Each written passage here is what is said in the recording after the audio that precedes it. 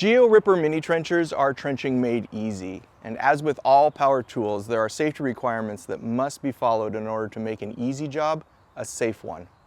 Let's get started. Before operating your trencher, read and fully understand your engines and MiniTrencher owner's manuals. Understanding how your trencher operates is the primary safety rule. Before performing any trenching with any trencher or hand tools, always call 811 before you dig in the U.S. In other parts of the world, please call your local locate service. Walk your trenching line and remove obstructions and note any tripping hazards. Plan which direction you will trench. The discharge chute should be directed away from windows. If on an incline, always trench downhill.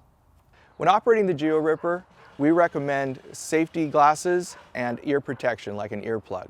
Now, we also recommend a full face shield with the ear protection already attached onto the hat, a pair of safety gloves, a pair of steel toe boots or a safety cap toe boot, and if it's particularly rocky, we recommend a pair of shin guards. The most important thing is to remember at least have some kind of an eye protection and ear protection, as the trenchers are loud.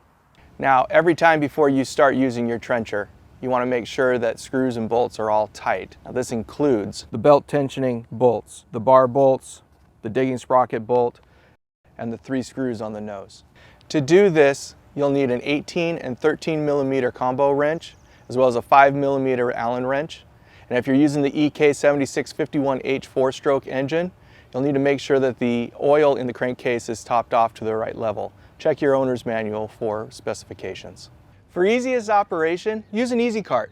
The easy cart puts the trencher closer to the ground, allowing the blade to go into the ground faster, with less occurrences of rocks being ejected towards the operator. For more information on how to assemble the easy cart and install it onto the GeoRipper, see our assembly video on the website.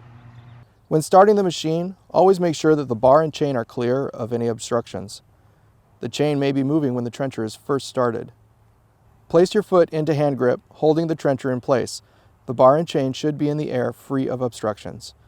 For specific starting procedures for your 4-stroke engine, please refer to your engine's owner's manual. If trenching without easy cart, try to always operate trencher with the blade fully in the ground by keeping the trencher as close to the ground and pivoting the blade in. This will reduce the occurrence of rocks being ejected back toward the operator. Never let anyone stand in front of the trencher or to your left as you trench. This area is the hot zone for accidental rock ejections. Do not allow co-workers to stand in these areas, and children and pets should not be allowed near when operating GeoRipper MiniTrenchers.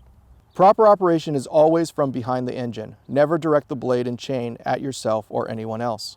If trenching by hand without easy cart, straddling the trencher while plunging into the ground could allow contact with legs or feet. Do not straddle the trenching blade. GeoRipper should be pulled through the ground. Take extreme care if you need to plunge or push the trencher into the ground. Some manageable kickback could occur during this type of procedure. Periodically check for soil collecting behind the drive sprocket.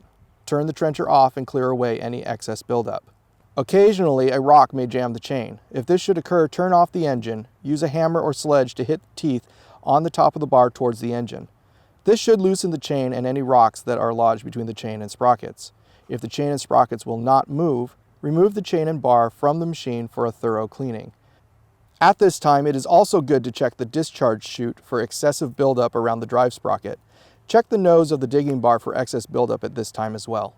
When finished trenching for the day, always check for excess buildup around the nose sprockets and drive sprockets.